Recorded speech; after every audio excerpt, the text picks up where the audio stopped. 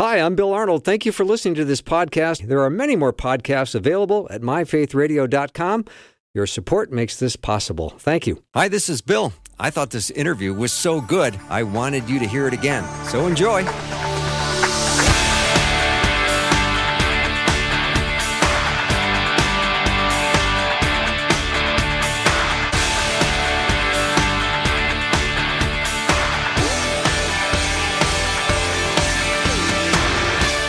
And a warm welcome to the afternoon show. I'm Bill Arnold, and I have fun every day. I have extra fun when J. Warner Wallace comes on, and today's that day.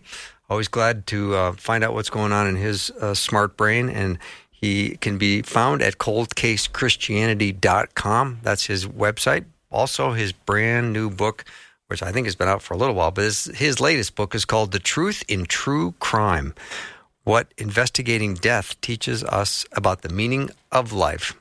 Jim, so nice to have you back. I'm so glad to be with you, brother. Thank you. So long, huh? Well, before summer. Yeah, it feels like summer went by so fast, right? But yeah, I'm glad to be back with you. And you spent a portion of it in Alaska, didn't you? Please update on how that went. Well, it was great. We were up there with the Billy Graham Association doing marriage resiliency for police officers who are involved in traumatic incidents, critical incidents. Usually, many of them are injured because of a shooting, or they got ambushed, or whatever happened to them, and they ended up really kind of struggling with how do I go forward. And of course, that impacts your marriage. But to be honest, a lot of it is just the stuff that impacts any of us when we suffer trauma. Like how do you move through traumatic experiences, especially as a Christ follower? And a lot of these guys come up as, not everyone, but a lot of them come up and they, this is a Billy Graham Association event. So they probably figure you're going to get some Billy Grahaming up there, right? If you're going to come. Right. And so they come. But I mean, a lot of them are maybe never really considered the gospel or considered their place in the story until they get there. And so for a lot of people, I think it is eye-opening. And is it about a week-long visit they spend there with you? Yeah. 6 days, and they come up 4 couples at a time, and it ends up being opportunity really to be really focused. Every session is focused on marriage, but to be honest, we end up talking about all the larger issues that come along with whatever is causing your marriage. So I always tell people you bring a lot into your marriage from your childhood, and those issues just kind of get amplified as a result of what we go through. And then you have a traumatic experience, and it feels like it'd be easy to point to the traumatic experience and say, oh, here it is. This is, this is the problem. I have this problem right here. When in reality, most of us bring these problems to the trauma, and then the trauma just puts a magnifying glass on it, right? So a lot of us, that's the one thing I can say we all know with certainty, that all of us will suffer in some way. And so that's the one common denominator, I think. And it's what's amazing is I don't think people think of Christianity this way, but it turns out that the Christian worldview has the most resources to address suffering, far more robust and complete resources to address suffering than, let's say, a secular humanism or any other atheistic perspective. I mean, that our Savior knows what it was to suffer, and our story doesn't end in the 90 years we get to spend here on planet Earth. So I think that there are I remember one time hearing Tim Keller talk about this and say that maybe you and I have already discussed this, but how if you are holding an atheistic worldview, you would be smart not to think too deeply about your worldview, because you'll find yourself becoming hopeless. Because from that insignificant beginning through evolutionary processes to the insignificant death you're eventually going to experience, nothing really matters if you're living in a universe that eventually is going to die. Nothing you do can stop it. Nothing you do can ultimately impact it. You can't even have impact. Your great grandkids will not know who you are any more than you know who your grandparents that far removed, great grandparents were. It turns out under atheism, all of this is eventually going to be wiped clean in a universe that is heading toward death.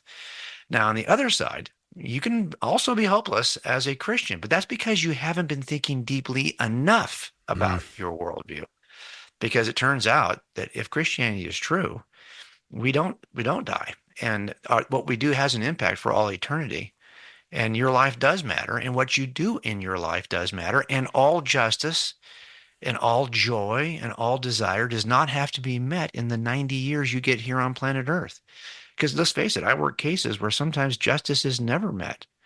Is never satisfied in this life. And so if there is no life beyond this one, then you might as well just say, well, nothing really matters. Whatever you can get away with it. Wow. Whatever you can achieve, try to achieve it, because this is all you have. So I think when couples come up and we kind of get, talking about these kinds of issues that people who either maybe have never heard the gospel and maybe their spouse does, brings them up, or people who maybe who've heard the gospel but have never taken it seriously. So, for example, this year we had 24 couples come up in the course of 6 weeks. 13 people got saved. We did 24 baptisms because a lot of people got rededicated, and we did 24 marriage renewal ceremonies. Wow. So this is kind of what happens up there. And what I love about it is that when I served there, Susie and I are just volunteers, and no one knows that I've written a book. No one knows anything about me. And so you get to be invisible and just see what God's going to do in this crazy place. And I get to go along for the ride. So it's an amazing experience. Jim, that's amazing. I appreciate you sharing those numbers too. It's transformational in these lives and in these marriages, and what an incredible opportunity. And then your humility to show up as sort of a behind the scenes guy, not letting them really know that you are an author. And do they know that you spent your career in law enforcement?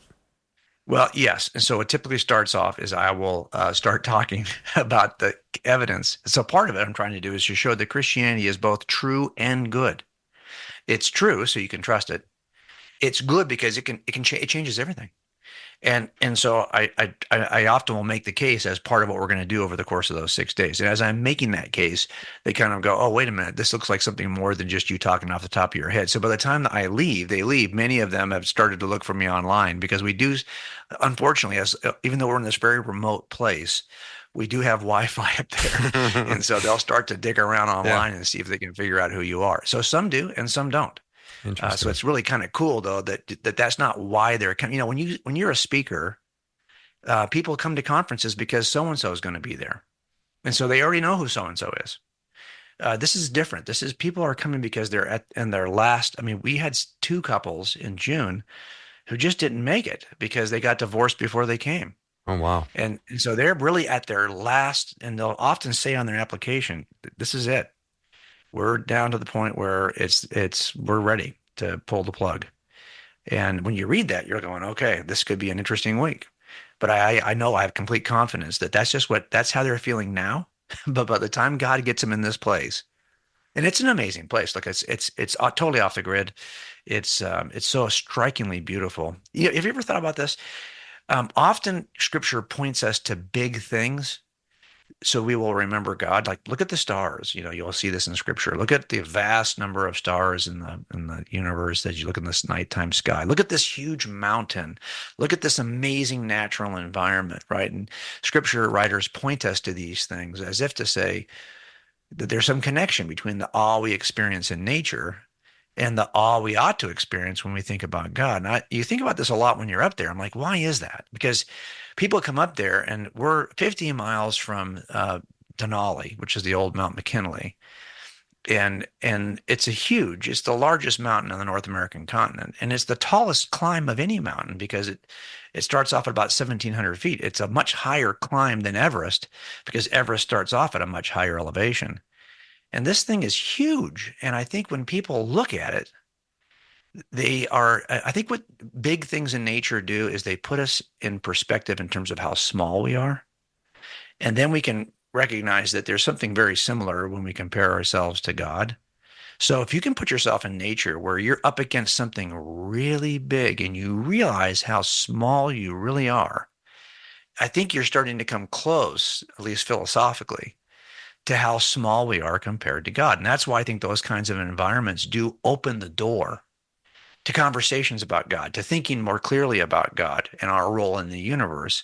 So I think that's part of the magic of that place, is that it's this place where you're surrounded by big, beautiful things that you just go, wow. There's a wow factor, I think of Psalm chapter 8, verses 3 and 4 that says, "When I consider your heavens, the work of your fingers, the moon and the stars, which you have set in place, what is mankind that you are mindful of them, human beings that you care for them?" Exactly. Mm-hmm. That's exactly it. That's that exactly. awe factor. As a matter of fact, I'm just going to go there right now because I'm doing my small group has got a Bible study, and so I'm trying to catch up on my homework as I'm getting ready to talk to you. But I want to go there right now on that psalm because please do. I think that's something you have to really. I want to circle it right now just so I can go back to it because that's exactly what I'm talking about. There is a relationship between seeing big things in the natural environment. And it's not like you have to think, oh, look, God made this. I really do think it has to do with you're seeing, who am I? That's what the psalmist says here. Right. Who am I that you would even think about me? That's really, that you would care, that I'm reading in the ESV. What is man that you are mindful of him, and the son of man that you care for him? Wow. That's really, it is exactly what you experience in Alaska, for sure. And Jim, don't we understand that my next heartbeat comes at the mercy of an all-sovereign God? That is something we don't often think about. Why not? Well, because I think we see God, maybe it's just culturally in the church, we often talk about God as creator. Yeah. We fail to think about him as sustainer. Like in the sciences, I think it's still a mystery. We know kind of some of the mechanisms that keep our body temperature where it is. Mm-hmm. But when it comes to what is behind those mechanisms, like why does it work at all? There's still a great amount of scientific mystery about that, right? Like there's some animating force, not just in the universe, but also in our biology that keeps all of this in motion. That God is more than just the creator. Because I think it's really easy for Christians, and I'm guilty of this too sometimes, to think of God more like a deist than a theist. A deist kind of believes that there's a creative being in the universe that sets everything into motion, but really isn't paying attention after that. It's kind of the cause of all things, but is not the director and sustainer of all things. That's really the difference between deism and theism. And I think that if I'm not careful, you can slip into that. Like, okay, now it's all on me, A deist is not going to pray to a God that he doesn't think is still active in the universe. When you find yourself struggling to pray or thinking it's all on you, then you really are kind of slipping into more of a deistic way of thinking about God than a theistic way of thinking about God. Mm-hmm.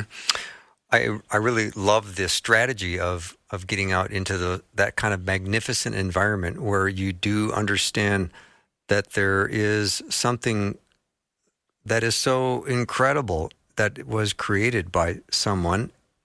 We're going to understand that I'm small and there's something much bigger in the world than me. I mean, even for a non-believer absolutely. that comes to this retreat in Alaska. Oh, no, there's no doubt about it. And I think that part of it, too, is that there's a sense when you're there, the way the staff is organized, the way it's a very small group that's actually ministering to these couples. So the couples are almost as large as the staff that's serving them, the number of couples rather. And so I think there's part of like a family setting, like, you have a sense that when we're on the other side of our grave, that we're going to be in close community with souls that we will know in a much more personal way than we know them today. And so when you put yourself in a position in front of this amazingly large, creative, beautiful creation, and you're in a community that gets to know you deeply and personally really quickly, there is a sense in which you're living in this weird vortex with 1 foot in planet Earth and 1 foot in heaven. Like, I'm going to give you a peek, and then you can kind of see what it's going to look like, what it's going to imagine this all the time. And then, so I think that when couples get to experience that, even for that little week, they come back transformed. Really, really amazing. J. Warner Wallace is my guest. We're going to take a little break and continue our discussion. The nice thing about Jim is I can have 5 different topics in 1 hour, and we're going to cover it all. So we'll be right back. Hi, podcast listener. I'm Bill Arnold, and my theme song says, "What's for dinner?" And like when I'm grilling, I'm paying really close attention. And I know that ideal second to get the food off the grill. Like all good and ideal timings in life, right now would be an ideal time to be a cheerful giver to Faith Radio. Give now to support this podcast so that more people in more places might come to saving faith in Jesus and grow in their relationship and become a fully devoted follower. Click the link in the show notes or give now at myfaithradio.com.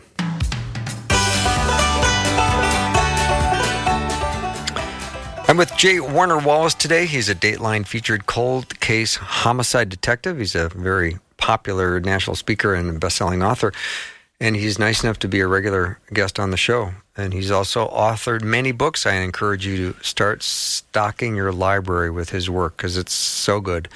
You can go to coldcasechristianity.com. His latest is called The Truth in True Crime, and I think you will enjoy that. I was a page turner. I've been through it twice, and it's a wonderful book. All right, Jim, let me ask you this. Just with your time spent with people in law enforcement who have gone through traumatic issues and have problems in their personal life, give me your current temperature on how people feel about public safety today and law enforcement.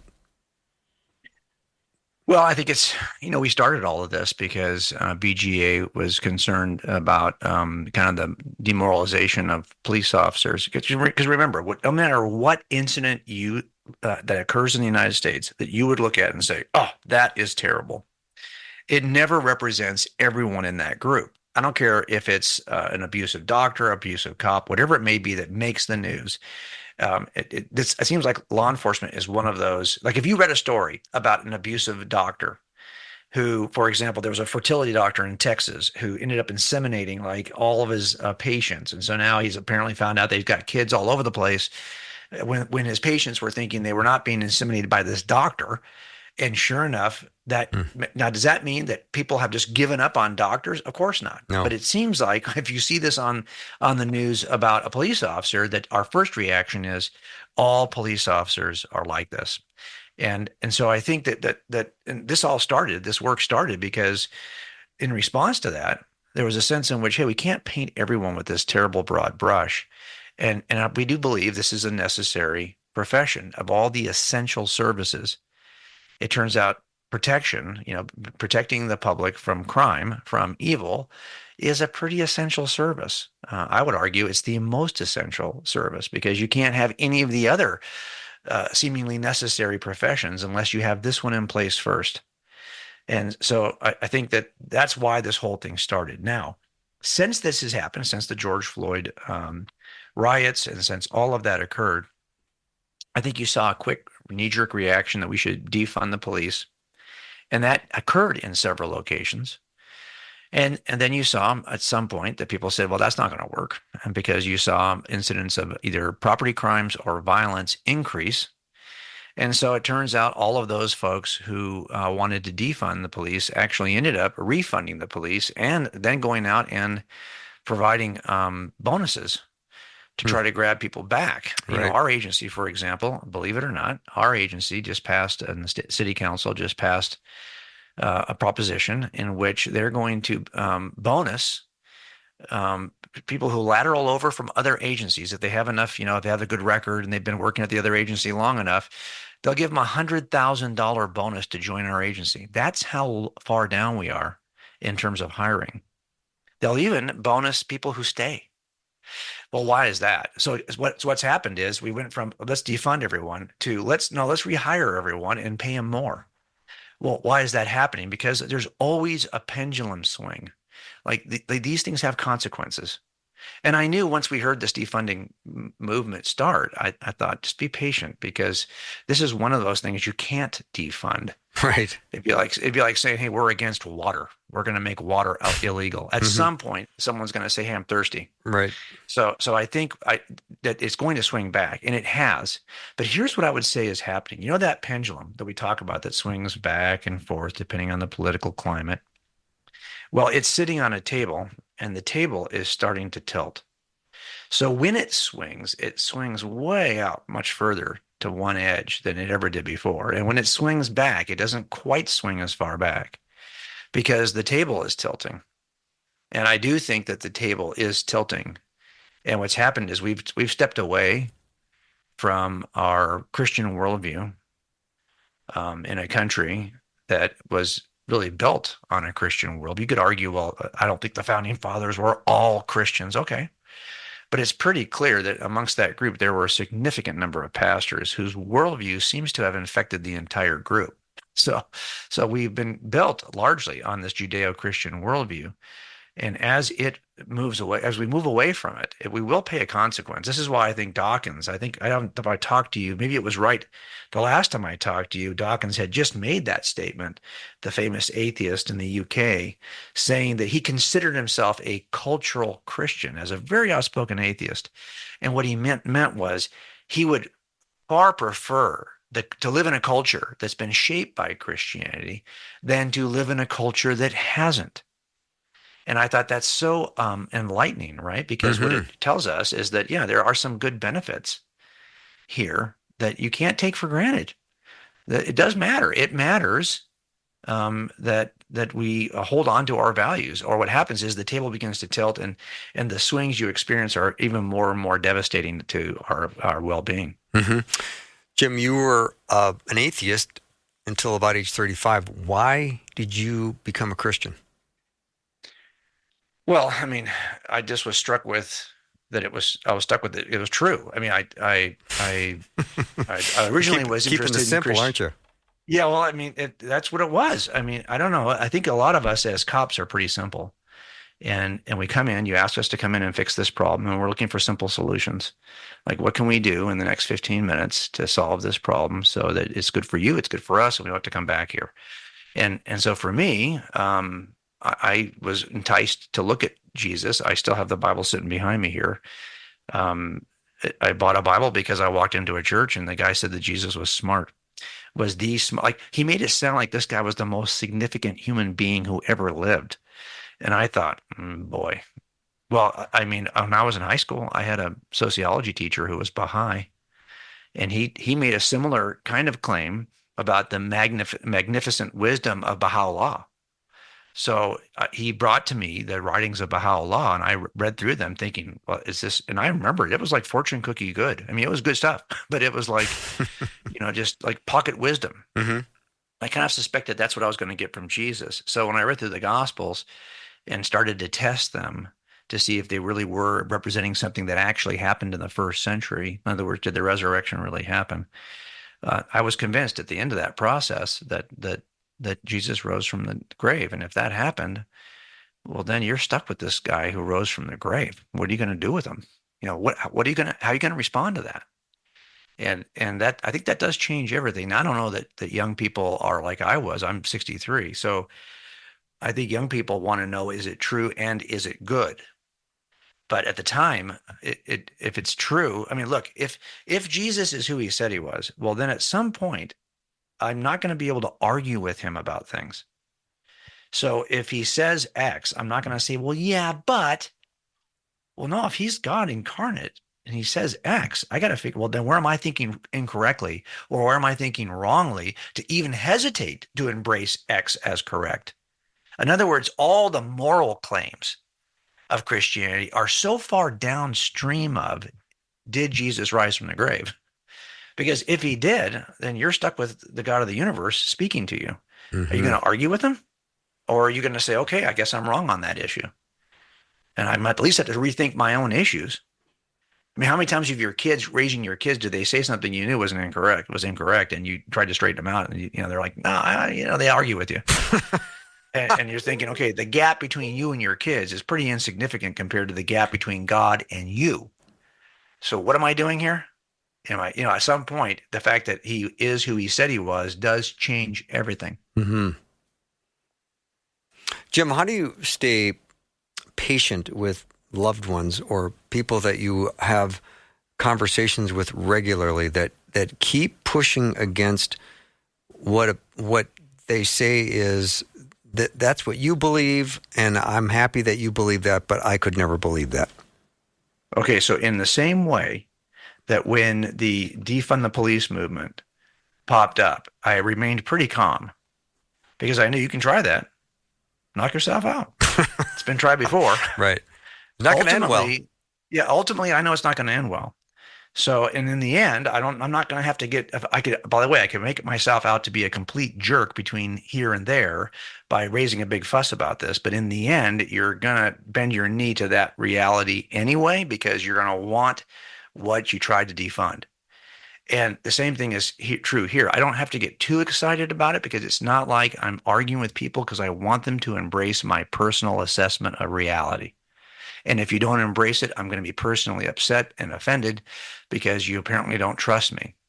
No, it's not that at all. I mean, in the end, I understand that people have the freedom, and which is why God has to create a universe in which we have this kind of freedom.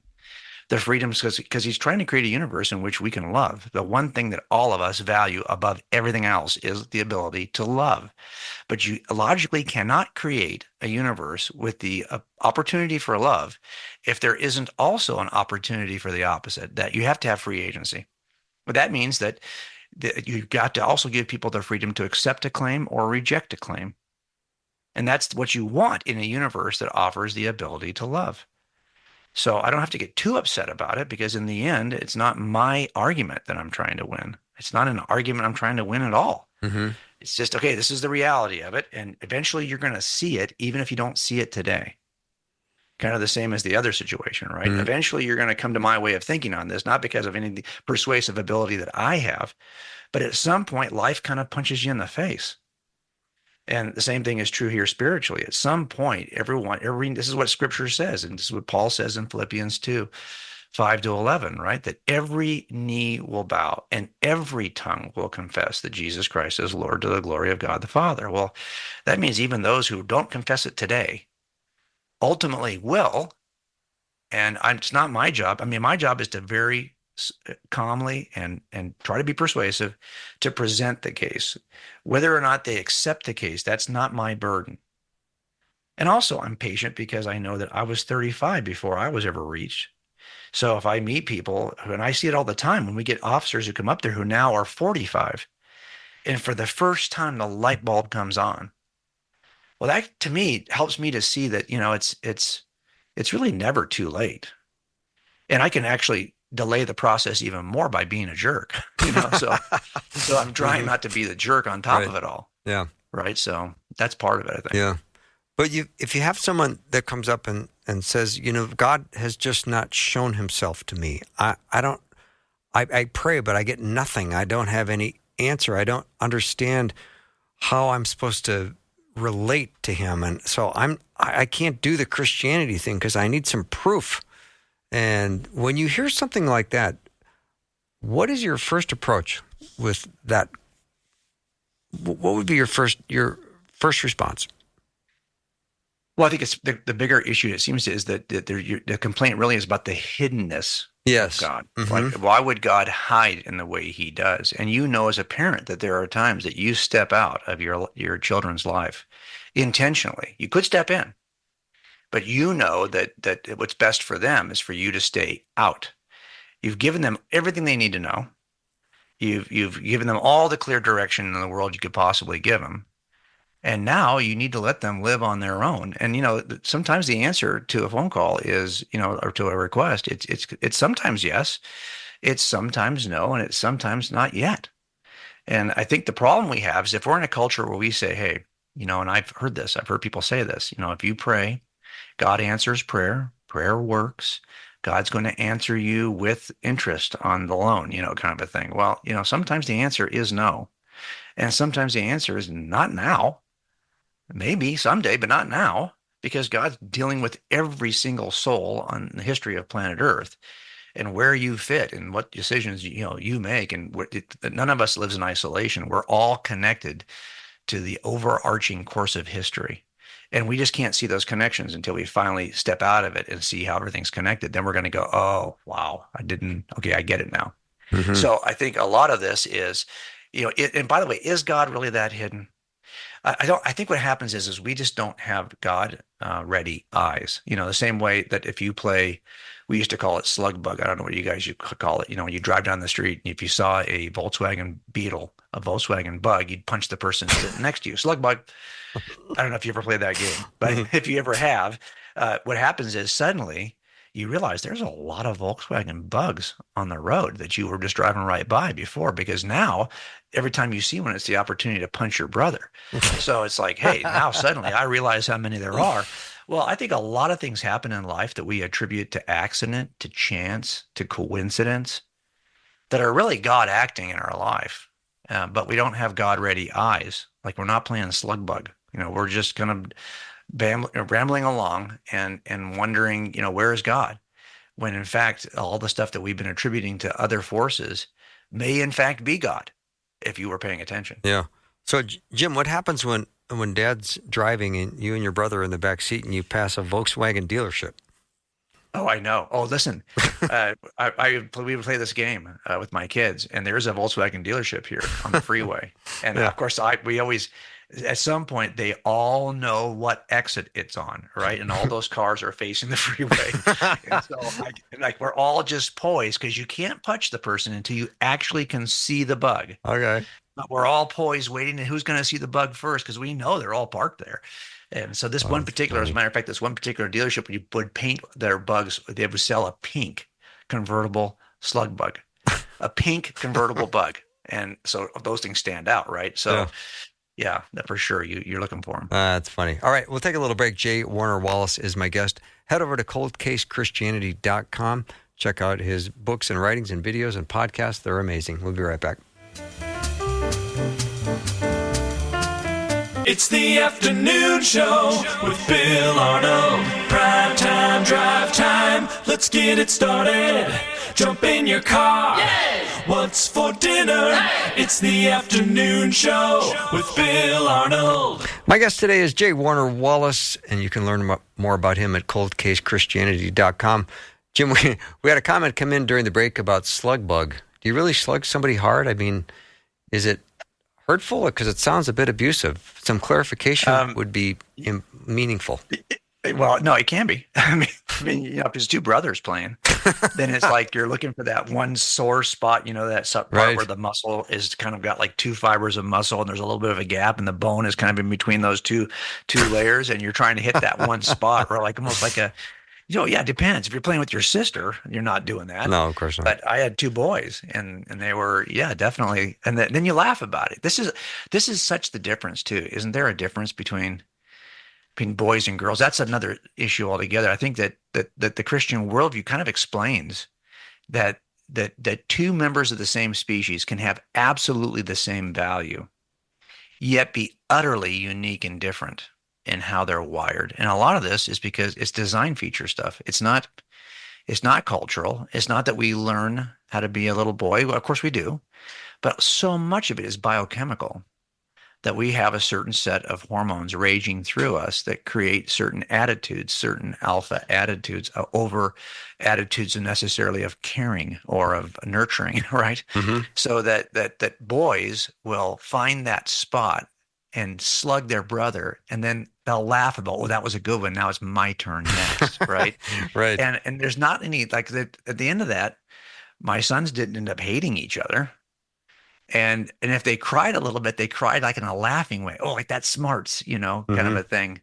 And then they're off to the next one. Well, what causes that? I mean, it's not like I had to teach them that.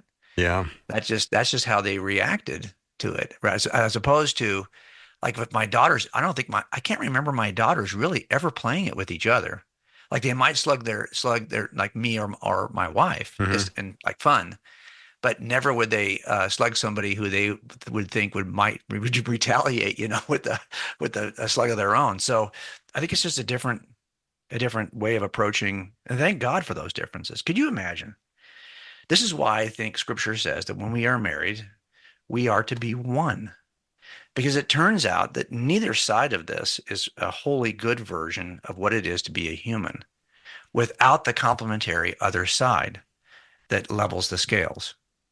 And I think that's why it's so important for us. And this is why, when we move away, for example, from traditional marriage, in which biological parents raise their biological children together in a loving environment, we start to step away from what helps us to flourish. Yeah. And if we're going to have a flourishing society, we need that, don't we? This is I mean, we absolutely need it. Yeah. And this is not about sexism no, this is about saying that the human species, even if it's just evolutionary processes, if you didn't believe in God, but you believe that we got here on the basis of evolutionary processes, okay. Well, it turns out that evolution has apparently delivered a species that requires both sides in order to reproduce. Neither side on its own can survive.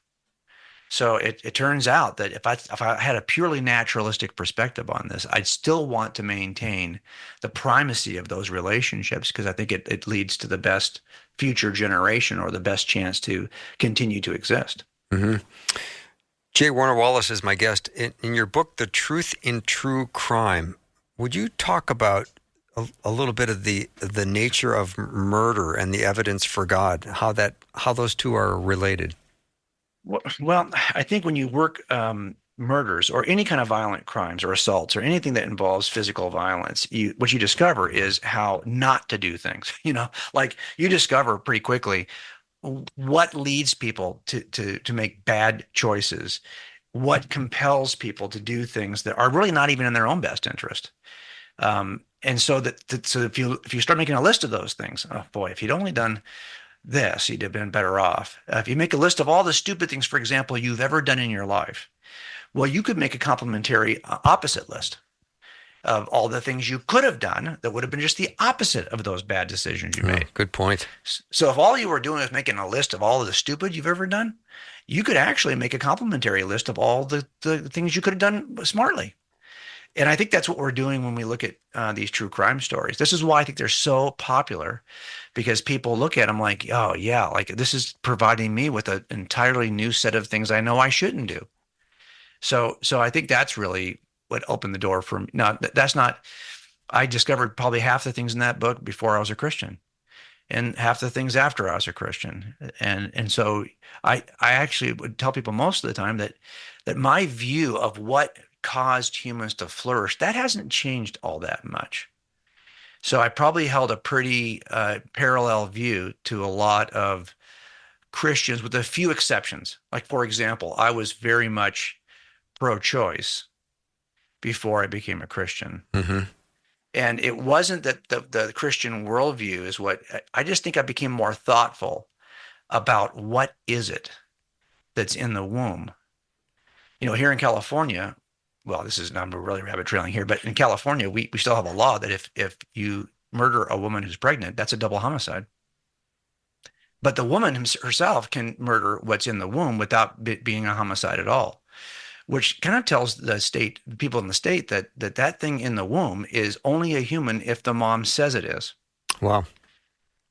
So that to me seemed, as I kind of examined that and thought about it, it just didn't make much sense. And it was that view, that understanding of what is it we're talking about? Is this a human being or not? And if it's not, then of course we can make all kinds of choices. But if it's a human, it's no different than a three-year-old human, or any toddler, or anyone who's on the outside of the womb. And the things that make the difference between a preborn human and a postborn human are not significant in determining its humanity. So I just needed to kind of work through those propositions in my own head, and that's what I think changed. But for the most part, I was pretty conservative in terms of how I approached marriage, how I approached relationships. That success sequence that we always talk about. I was kind of raised pretty poor, and so I knew that success sequence of putting some things in a certain order to succeed in life was going to be important for me if I wanted to get out of that situation.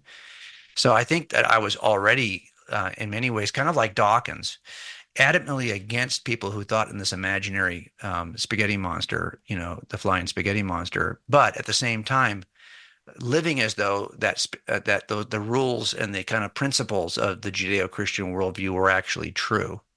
That's what Dawkins is talking about. Like, he rejects the worldview, but loves what emerges from the worldview. That at some point, that's going to start to rub you the wrong way. Mm-hmm. So, Jim, if a pregnant woman is murdered, now it's a double homicide. How are those details discussed in the courtroom? And the baby died as well, or how do they frame that in a courtroom? Well, so it's in the statutes in the state of California that it is a double homicide unless, and there's an exception to the law, and the exception to the law is the will of the mother.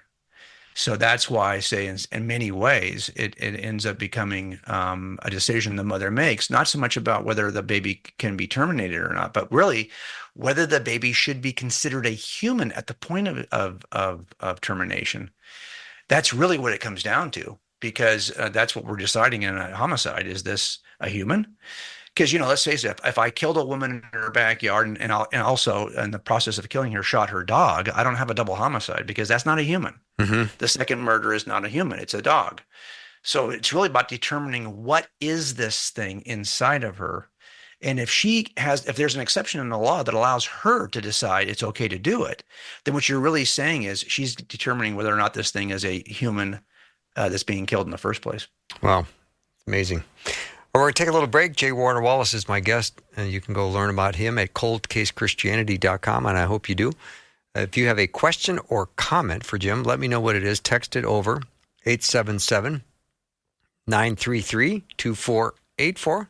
We'll see you back in 90 seconds. Well, I love every day opening God's Word, worshiping Him, studying His Word, and letting it speak to me. If you'd like to sign up for the Verse of the Day email, you can do that at myfaithradio.com, and you'll receive a daily scripture graphic. I encourage you to do it. J. Warner Wallace is my guest today, and if you want to learn more about Jim, head over to coldcasechristianity.com. Jim, I was thinking about how we started this conversation talking about police officers who have gone through trauma, and you were in law enforcement your whole career. So I've questioned, when you put on your uniform and you'd go to work, and as these officers put on their uniforms and go to work, how often do you think that this could be my last day on planet Earth? Because there could be an occasion where somebody draws a gun and shoots. Well, that's part of what we talk about. It affects everything, but this is something that we talk about as we call it hypervigilance. And hypervigilance is simply the attitude that most officers have when they go to work and they realize they have to be hypervigilant for their own safety. Right. So one of the things that gets you fired right away if you're a trainee and you've got an FTO is that if you're not somebody who takes officer safety seriously, in other words, you're standing in a way that presents your gun to somebody you're talking to, or you're not thinking about like what would happen right now if this whole thing went south. Like, am I standing in a position where I could protect myself? Am I standing in a position where I can really see where the threat might be coming from? In other words, every single contact, you have both the surface level conversation occurring between you and somebody on the street. And you also have this game in your mind, which is really talking about situational awareness and where am I going to position myself? And if you do that for an entire shift where you're hyper vigilant, what it does is it accelerates your adrenaline. I mean, you have to be at a high adrenaline, high alert position to do that if you're working patrol for a long period of time. And people who don't do that, we look at them on patrol, we think, I don't want to work with that guy because he's not taking it seriously. I want to get hurt working with someone like that. So what you end up doing is you end up being hyper vigilant. Now, here's why that matters. Well, it turns out that after any sustained adrenaline event, you're going to have a huge dump on the backside where you're just crashed out. Right. And that's usually when you go home and walk through the door and encounter your spouse. And you're going to be at your least talkative, least receptive, least energized. Like, you need to sleep probably more than anything else. Mm-hmm. But your family's been away from you all. I think, I don't know if I told you, up in May when I had all of my old VHS tapes digitized. So we're looking at old VHS tapes when I was, and working in patrol, and I would come home at the end of the day and I'm just watching myself in these videos and I'm thinking, man, did my kids see that? I hope not, because I feels like I'm not even there. Like, I'm there, but I'm not there because I'm just so exhausted. And a lot of that is just the hypervigilance cycle. So we're constantly trying to help officers. And by the way, it takes about 18 to 24 hours for you to get back to the level of adrenaline you had while you were on duty.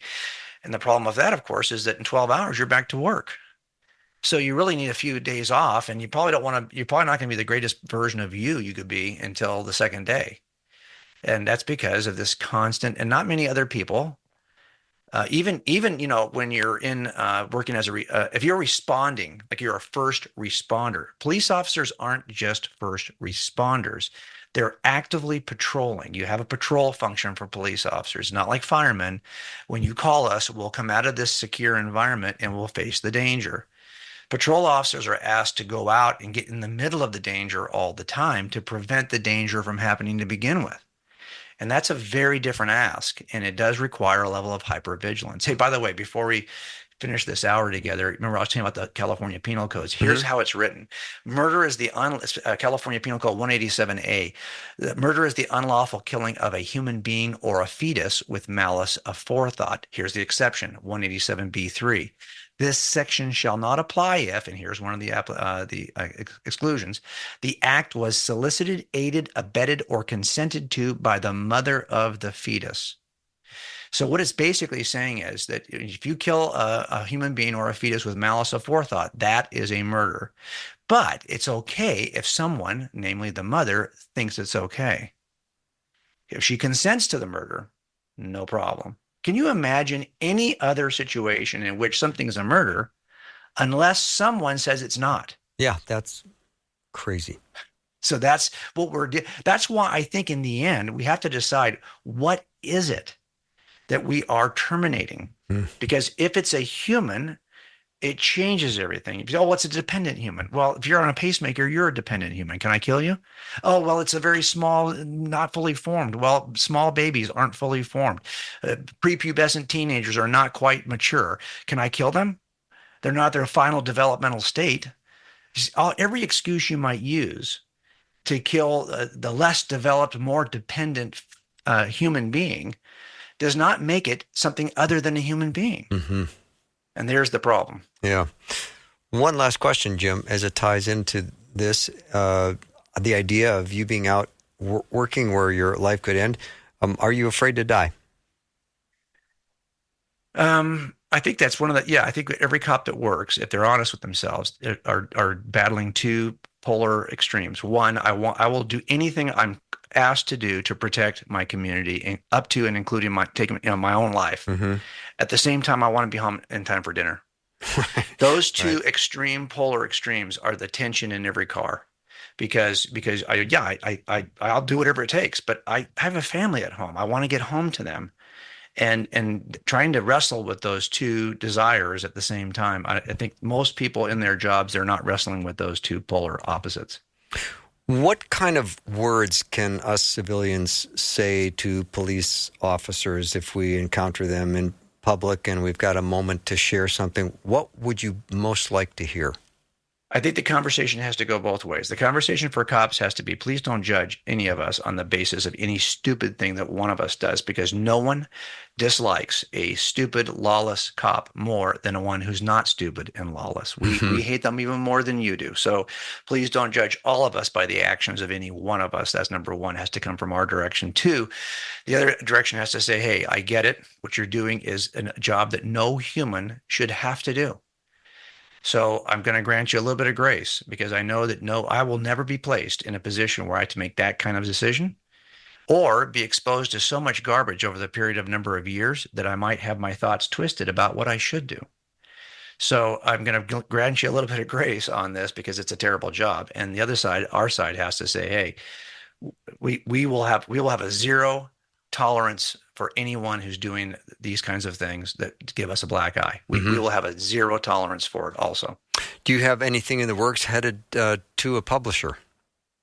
Oh, I've got 2 kids' books I'm working on now. One is just Person of Interest for Kids, which eventually I'll get to. But right now, do you remember the old Hardy Boys series? Yeah. One time they had a detective handbook, and I'm trying to develop a kind of a detective handbook for kids that also will help them investigate Christianity. Mm-hmm. And it's football season, so you're going to probably be watching some football, aren't you?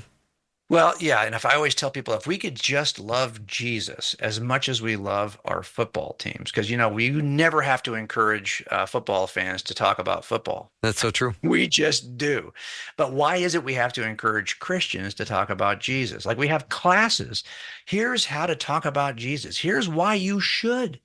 Here's why you should evangelize. Meanwhile, tomorrow, we will make a case we were talking about this off the air, for why Josh Allen should have been the first pick in the fantasy football draft. Like, we can make that case without even having to be asked. There's the difference, I think. We have to make one as important as the other. All right, Jim. Thank you so much for being with us today. It's always great to have you on the show. Thanks for having me, Bill. All right, I appreciate it. J. Warner Wallace has been my guest. Learn more about him at coldcasechristianity.com. We will take a short break and be back with more in just a minute.